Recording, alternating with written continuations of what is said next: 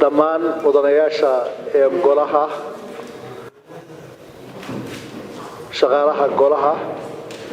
iyo marti sharafta kale joogta assalaamu calaykum waraxmatullaahi wabarakaatu salaam kadib ilaahay baynu u mahadnaqaynaa waxaynu furanaynaa fadhigeennii maanta waxaynu ku furaynaa haddii ilaahay idmo aayadihii qur'aanka kariimka ahaa waxaynu akhriyi doonaa insha allah mudane xildhibaan sheekh axmed طayib insha allah. أعوذ بالله من الشيطان الرجيم إن الله يأمركم أن تؤدوا الأمانات إلى أهلها وإذا حكمتم بين الناس أن تحكموا بالعدل إن الله نعم ما يعظكم به إن الله كان سميعا بصيرا يا أيها الذين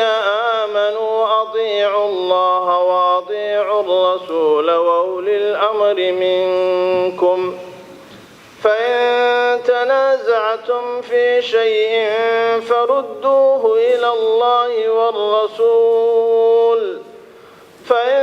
تنازعتم في شيء فردوه إلى الله والرسول إن كنتم تؤمنون بالله واليوم الآخر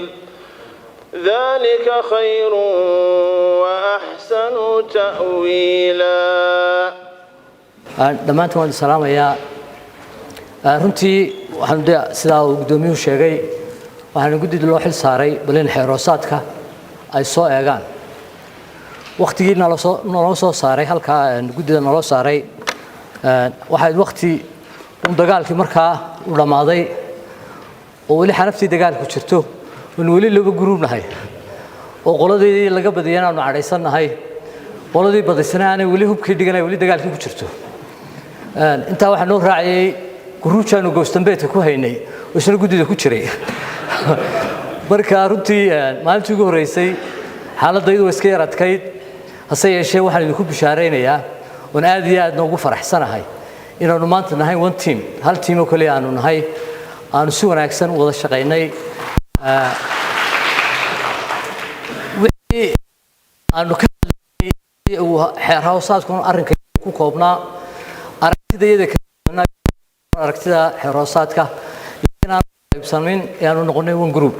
hal team noqonay hal isbahaysi noqonay mudanayaasha inta kalena waxaan jeclahay inay sidaas oo kale aynu u midoogno oo aynu hal team noqono aynu hal golo noqono waayo muhiimad aad u ballaadhan ay leedahay isku xidhnaanshihi iyo haddii aan laba ku horeey wada shaqaynteenu tafaraaruqeenna iyo isqabsigeennuna wuxuu saameyn weyn ku yeelanayaa qaranka dhammaantii ummaddiina soo dooratay iyo qaran guud ahaanba uu ku yeelanayaa markaa sidaa awgeed waxaan odhan lahaa soo jeedin lahaa codsan lahaa inaynu maaragtay dhammaanteen aynu one team noqonno aynu isku xidhnaano runtii kan aynu maanta joogno saddex wuxuunbaa la ysku haystaa waxaa la ysku haystaa hubkan anigu samaystay ma samaysan kartid waxaa la ysku haystaa hubkan anigu samaystay adigu ma samaysan kartid horumarkan anigu gaadhay ma gaadhi kartid waxaan doonayaa inaan kolba waxa yar aan ku bakti afuufo aan waxa yaraan kolba aan wax yar ku dhiibo iyo dhulkan aad degan tahay aad leedahay anaa leh anigu igu wacan yahay aan anigu qaato caalamka waxa la isku hayaa dagaal ka socda waa taa innaguna waxaynu isku haynaa si waxaan qiyaasaa oo isla malaa waxaynu nahay sidii deerooyin geesaha isgelinayo ay deerada kala doonayso inay geeska geliso libaaxyana ay hareeraha ka fadhiyaan oo ka hadlayaan siday u cuni lahayn waxaan odhan lahaa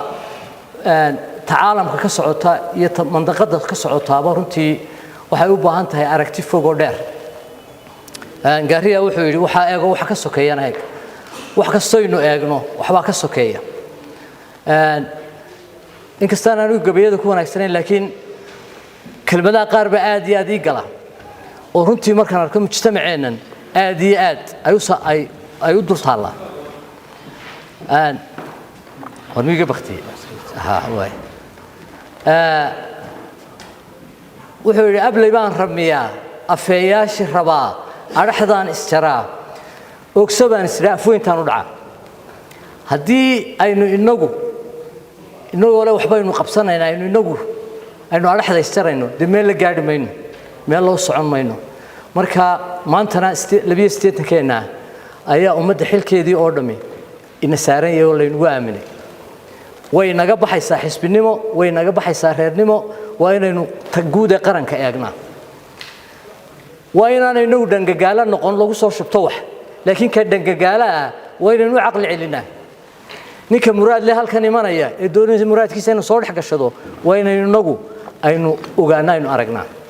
marka walaalayaal intaas waa iga guubaabo iyo odaytinimo ajandaa kuma jirin laakiin aan intaa yar ku darsaday haddii aan u soo noqdo runtii hawlihii aanu ku jirnay waxaanu runtii anagoo ka duulaynaa mas-uuliyadda aanu xil saarteen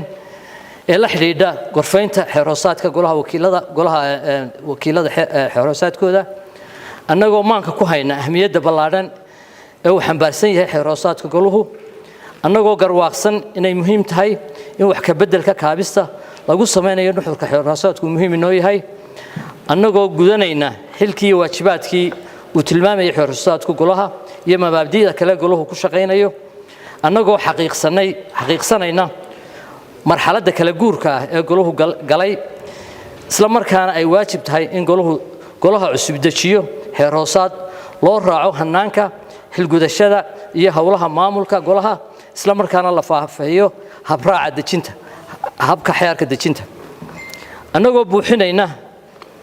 marnaanshihii sharci ee soo baxay xilligii doorashada shirguddoonka golaha wakiilada waxaanu halkan ku soo gudbinaynaa soo jeedin xeerka hoosaadka golaha wakiilada annagoo hamiyad gaarana siinayna annagoo ka duulaynaa goldololadii sharci ee legal gap ee ka soo baxday kalfadhigeennii ugu horreeyey ee aynu ku dooranaynay shirguddoonka waxaanu faahfaahinay habraac doorashana u samaynay guddoomiyaasha annagoo ka tixraacayna habraacii hore ee xeer dejinta waxaanu faahfaahinay habraaca xeer dejinta gaar ahaan ansixinta xeerka madaxweynaha iyo guurta ka soo noqda waxaanu dejinnay in mashruuca sharci ka yimaada xukuumadda ay ku lifaaqan tahay siyaasaddii dhalisay iyo baahidii keentay isla markaana habdhigaalkiisa la faahfaahiyo annagoo maanka ku hayna baahida loo qabo isla markaana waajib dastuuriya gudanayna waxaanu qaabaynay qabdhismeedka guddiyada iyo waajibaadkooda waxaanu hamiyad gaara siinay doorka golaha ee la xisaabtanka xukuumadda sidaa awgeed waxaanu habraac u dejinnay qaabka ay madaxda dowladdu u ajiibayaan yeedhmada guddiyada iyo goloweynaha waxaanu ka saaray nuxurka qodobada aan ku habboonayn in xeerka lagu tilmaamo isla markaana dastuurku aanu waajibin gebagabadii waxaanu halkan ugu mahadnaqayaa xubnihii guddida oo muujiyey dadaal xilkasnimo isla markaana soo qabtay shaqo aad iyo aad u wacan ku dhisan shirguddoonka iyo habkii u soconayay runtii waa mahadnaqu intaa dambe oon u mahadnaqayo guddidii 15 ahayd oo runtii ay ku jireen rag iga aqoon badan iga waay aragsan haddana ii igmaday inaan guddoomiye u noqdo intii ay socotay hawshu aad iyo aad baan ugu mahadnaqayaa waxaan kaloon codsan lahaa haddii ay jiraan xubnihii aan wada shaqaynaynay waxaa isleeyahay waan ka tegay oo ku dari karaanna way iman karaan haddii ay jiraan waxaan ka tegay oo isleeyahay way malaa wacan tahay waxaan isleeyahay technical error baa dhacay bilowgii markaan hadlayay anuu afka guddiga ku hadlaya waxaan sheegay in la soo hayleedgareeyey qodobada kaabistii wax ka beddelka aanu ku samaynay marka farsamadu xagga tiimka maamulkay ka timid oo waxa doodana imika keenay baan isleeyahay ama tuunka hayleedkii baa la waayo xildhibaanadu saasay u bateen wayna ahayd runtii in qodobadii iyo midna goloweynaha waan u sheegayaayo wax ka beddelka aragti qofeed kumaanu binayn aragti sharci baanu ku binaynay 4 sharci yaqaan oo Cabdullaahi Gacmo Dheere iyo Guruuje iyo Maxamed Xasan iyo labadii garyaqaan ee kale iyo aniga iyo dood bayskeedu ahaa sharci buu ahaa marka taasi waa taasoo waxaan isleeyahay farsamadu xaggaas ka timid hadda iminka la hayleedgareyn lahaa waqti badanba may qaadateen qodobadun baa la arki lahaa marka golahan waan ka codsanaa kale waa point of correction taasi soo jeedin baa guddoomiye qabaayo dee golaha waxaa laga yaabaa inuu 8 furmo marmar 2 duhurnimo la isku gaadho marka kuraastan diiq baa lagu dareemayaa iyo qalabkan mikrofoonada iyaguna waxaysan marka wax ka bedelkan aynu golaha ku wadno laftirkeeda dee meeshii aynu ku doodaynay kursiga qofku ma riixi karayo kursigii miiskii baa kala dheer mikrofoonadii soo systemkii marka soo jeedinteedu waxay tahay taana bal guddoomiye shir guddoon ahaan iyo maamul ahaan ku darsado bal qalabkan si naga dhaw xitaa qofkii lagu ima yara fidsan karayo dee ragga dhaadheeraan oo kala marka waa mahadsantihiin intaas maanu ku jiray aad buu mahadsan yahay mudane xildhibaan jaamac batuun waxaan bar labaad u mahadnaqay xubnihii guddiga ee 15 wakiil ee golaha wakiilada ka tirsan ahaa waxaan u mahadnaqayaa labadii sharci yaqaan ee iyaguna qaybta weyn ka qaatay waxaan kaloo u mahadnaqayaa ku-xigeenka xogayaha guud oo runtii ahaa mishiinka hawlkan hadday noqoto qoraal iyo hadal qoraalka daabacaad aad iyo aad baan idinku mahadnaqaynaa shaqo weyn baad qabateen waxaan rajaynaynaa sida ay xildhibaanadu soo jeediyeen hawshan xeeroosaadka waxaynu bilownay markuu goluhu furmay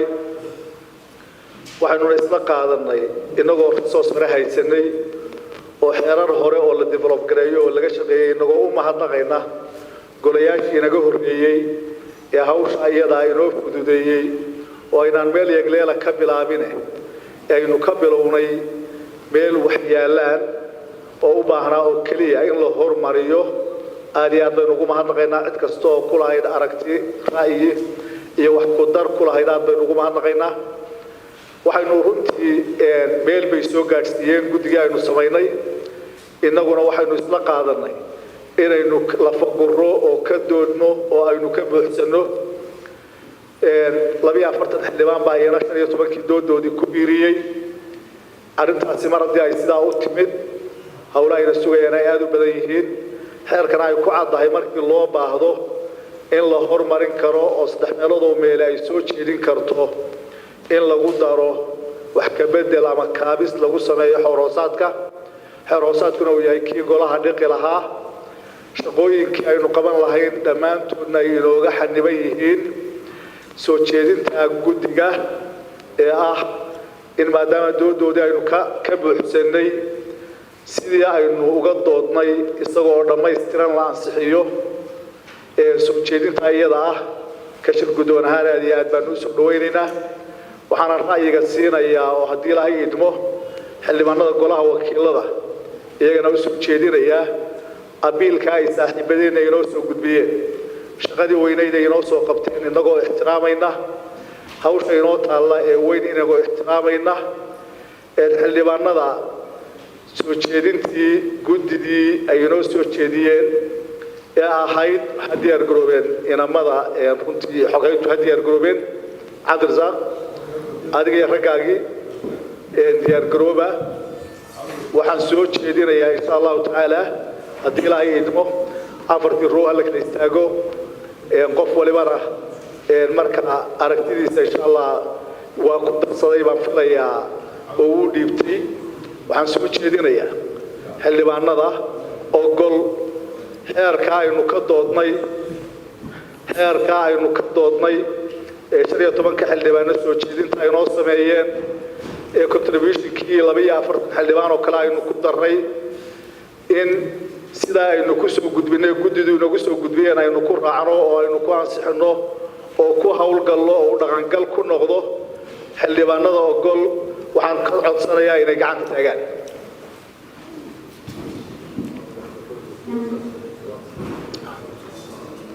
waa qodobka koowaad ilaa 3 oo ah qodobadii aynu ka doodnay yaan la dejinin gacanta waxaan ka codsanayaa xildhibaanadu gacanta inay taagaan oo aanay dejinin anigoo aad iyo aad u mahadsan dejiya gacanta xildhibaanada diidan gacanta ha taageen